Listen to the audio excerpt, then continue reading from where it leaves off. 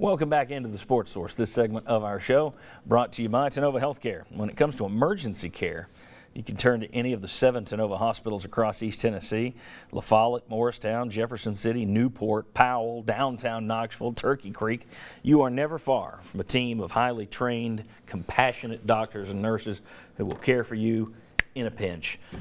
Tennova Healthcare. You can learn more about them and all their services at tennova.com. All right, back with John Wilkerson, Vince Ferrara, Josh Ward, Chuck Cavaleris. For the third time in about the last 5 years, I think, the SEC, and the second time in 2 years, the SEC has tweaked its basketball scheduling format. Let's take a look at what they're doing. It's still going to be an 18-game conference schedule. There's still no divisions. Each team will play the other 13 rivals at least once. 5 rivals they'll play at home and away. That's the same as last year. But now you're going to have 3 permanent rivals home and away. And for Tennessee, that means every year you're going to play Kentucky home and away, good. Vandy home and away, good. South Carolina home and away, okay. And nobody's going to get all 3 that they want. This setup, do you like this setup?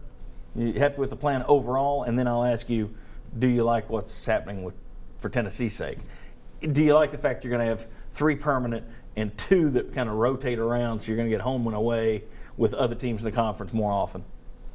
Anyone? This sounds better. You love it so much in silence. Well, I mean, it sounds better than what you had, because if you don't play Kentucky at home, if you're Tennessee and you have a schedule, you don't play Kentucky at home or you don't play Florida at home, that's not good. So this is better than what we've had in the past. I still say, why don't you just go back to divisional play?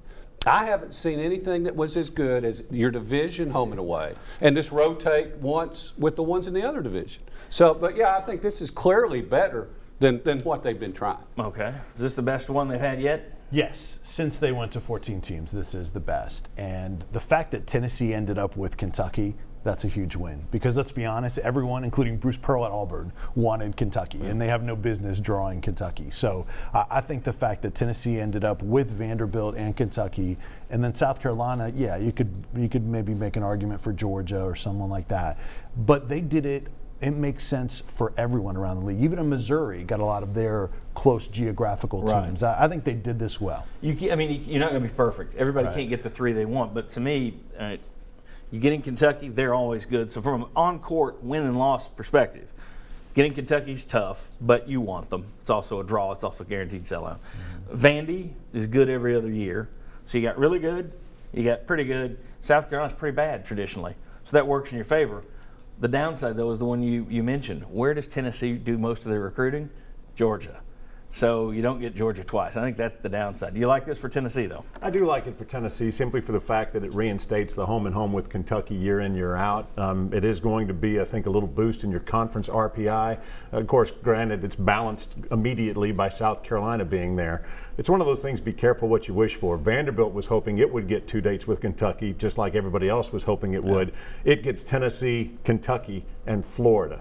That's going to be a challenging year in, year out home and home series for the Commodores. Yeah, from a revenue standpoint, you love that you're getting Kentucky at home every year. You'd like to get Kentucky and Florida at home every year from that standpoint. But I like this for the SEC as well, because I think in basketball they need to put a bigger emphasis on scheduling and creating matchups more so than football. Basketball is the one where a lot of matchups just don't matter to the fans. Football, most teams can play each other, probably take out Kentucky or Vanderbilt, and fans are going to probably be interested in that matchup. That's not the case in basketball. I think that's a very valid point.